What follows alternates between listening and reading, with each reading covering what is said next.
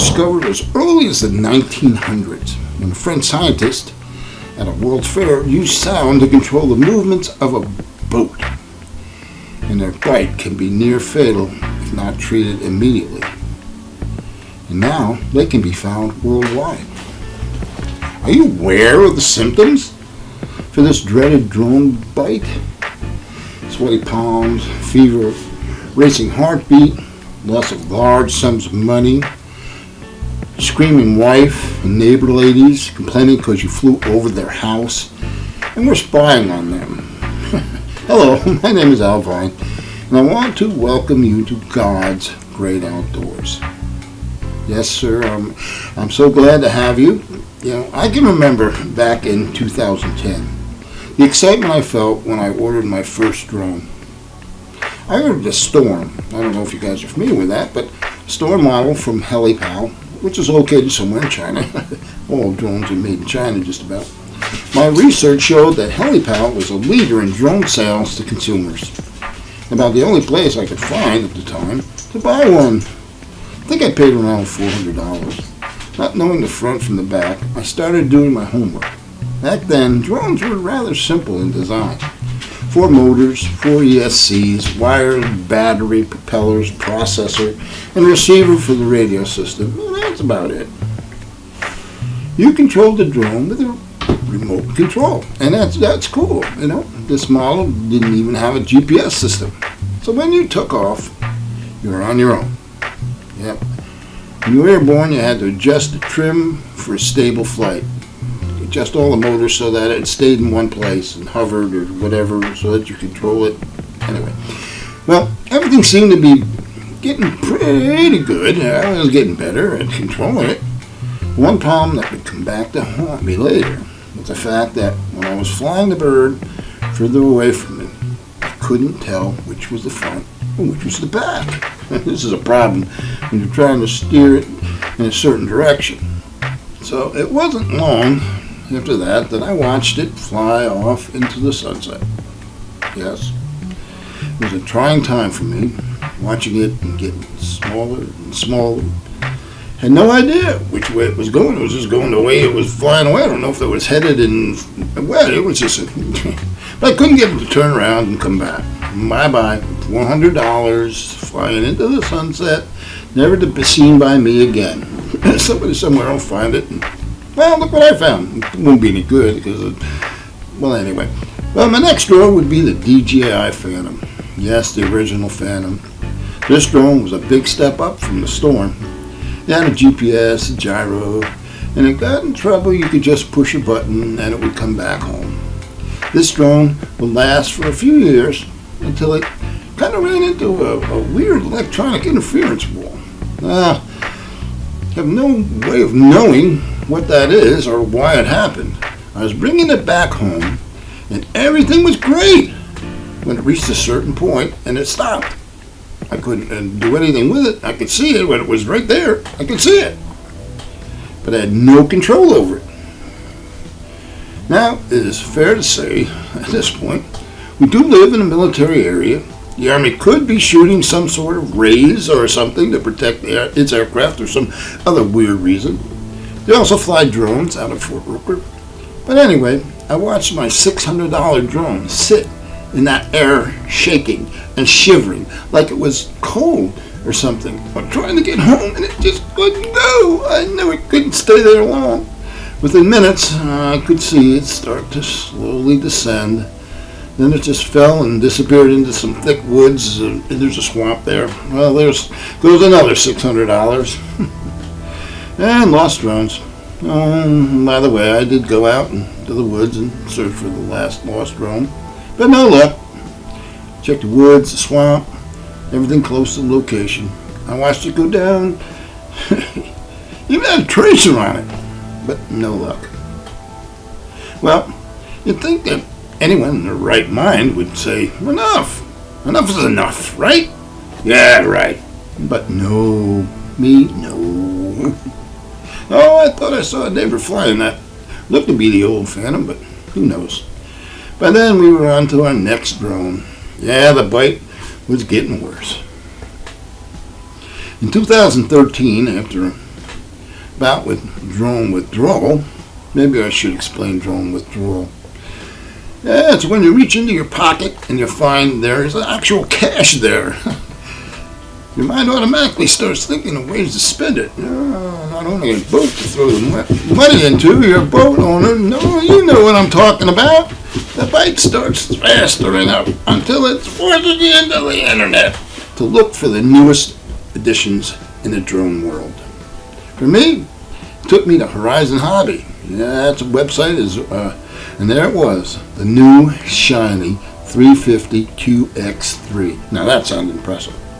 All the latest features, GPS, altitude hold, return home, advanced safe technology, and 15 minutes of flight time. Wow, the bike was really starting to itch, and it was causing me to reach into my wallet for my credit card. That's $699 anyway. Well, with all the fun we had, things we would see, common sense became blurred, and all I could see was a slow motion of me skipping at the great outdoors carrying my new 350 QX3. Well, within a week, UPS was at my door dropping off this big box. I knew what it was. The bite was real bad and causing a lot of anxiety.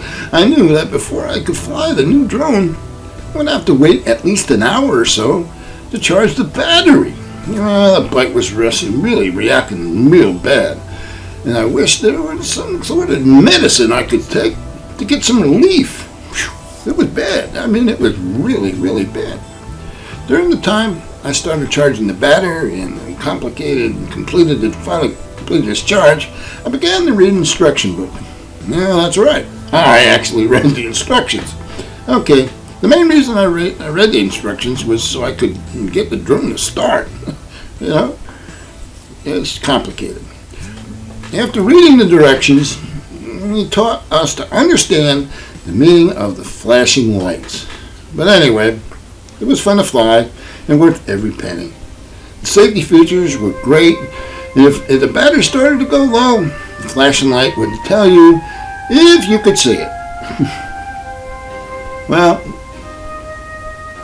we still have that drone. We fly it from time to time.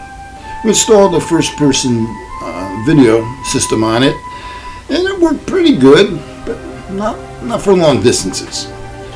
That was the scary part. You could see where you were going and what direction you were flying, and that made you feel really brave. So you would fly further, and then you would lose the video signal. Yep, that can get old fast. That happened to me, and one day I was flying along the Chattahoochee River. Yep, Chattahoochee River, you don't want me to spell it. I was admiring the view and looked at my stopwatch, and we were 13 minutes into the flight. Well, I knew that 2 minutes wasn't going to be enough to get it back when I had flown out 13. Well, I pushed it beyond the travel limit, I knew it didn't have the battery power to get back. My only hope was that I had enough altitude to get it back home. Every once in a while, the video would come back on, and I could see, where it was heading. Then it happened. The altitude wasn't high enough to get over the tall pine trees, especially this one. The last picture I saw was a large branch and then pine needles flying and then blank. I did know it hit a tree. But which tree was the big question. So I started walking toward the last place I thought I saw the drone and just walked checking every tree. I walked for at least an hour. I was going to give up. Heck, another $700. No way. I don't want to lose this one. So I did the only thing I knew that would help. I got down on my knees and I prayed to the Lord that I needed help. I did. Well, he was sure listening that day. After I finished praying, I started walking again, and I checked the base of trees, and about 15 minutes went by. I started to walk. I started to hear a beeping. I recognized that sound. It was the beeping sound of the low battery. It still had enough charge in it to give off the low battery signal. So, hooray! We found the drone, and we'll fly another day. Yep. Well, I thought I had been healed from the drone bite, but 2 years later, it returned. Yep. Severe hip pain where my wallet was, everlasting recurring dreams of flying in beautiful places. That's what scared me. For a moment I thought I had died and going to heaven. But nothing would relieve the pain, and it itched. It got everywhere. Well, I needed a drone with more features, like built-in first-person video, tracking, return home, 1080p, 3-axis gimbal, GPS positioning, point of interest mode, fail-safe mode, easy mode, 25 minutes flight time, and 5,200 amp hour LiPoly battery. Now that would be great. Yes, sir. This baby had it all. I found it. Well, not really, because it was a good buy for the money. We purchased a drone from the manufacturer called Worldtech Toys, Elite. It was the Blue Raptor, live feed camera drone. We have some awesome video and photos, and use the drone to keep track of the livestock. Yeah, Jackie and Annie and Scout, they have come to recognize the sound and the blue color, and usually pose for the camera when they're in the pasture. We also use it to check the fences and grass. Also look for things that might have gotten into the pasture that might hurt our animals. We're living under military aircraft that are flying every day. And we happen to know some of the mechanics. So there are some parts that may have fallen off the helicopters, and it may be laying in the pasture. Also, we have many wild animals around, from coyotes, hog, and snakes that wander through on a daily basis. The Raptor has been in service now for 2 years. It's starting to look a little rough. Yeah, I had to replace 2 motors and some blades and a speed control and a battery so far, but still, it works great. Wait! The bite is acting up again. Oh no. Here we go again. Well, this time we moved up to the big leagues. Yes, sir. Yes, sir, Bob. A DJI Mavic Pro with first-person video goggles and all the bells and whistles, including a 4.3-mile flight distance, a satellite and improved radio signals, and much, much more. Now this is flying. Put the goggles on and start the motors, turn on the controls, and the world as the drone sees it is what you see. It's like sitting in the cockpit and looking out the front window. Camera aiming moves with your head movement. A lady tells me if there's any changes in flight status, loss of signal object in your path, and much more. Everything on this aircraft is first rate. It's not plastic like all the others. It's heavy, solid, and flies great, even in low winds. It has front collision sensors and on-side collision. If the craft is in a collision course, it will correct the course to avoid the object. 3 return home modes for different conditions. I am definitely a DJI man from now on. Yep, hey, the bite, it's healed. Well, what do you know? Oh, one thing. Please be careful of the quad offers on Facebook. They use expensive, high-end pictures to sell their cheap quads. Believe me, you never find a great drone for $59.99, and it's no company's going to drop the price from $999 to $59. I have a collection of these super special from Facebook. Most don't even use radio control. It's infrared. And you know that doesn't work in sunlight or even outdoors. Well, hopefully my drone bite will maybe save you from the pain and suffering from this nasty condition. But if you are really interested in drones, then check out www.horizonhobby.com or www.worldtechtoys.com or HeliPal for a large variety of drones for sale, and all 3 companies will help you decide. Me, I'm a DJI man now, and I hope I'm a card-carrying member. This is Al Vine from Great Outdoors Productions, and have a great flight, and we will see you here the next time in God's Great Outdoors. Have a great day. God bless.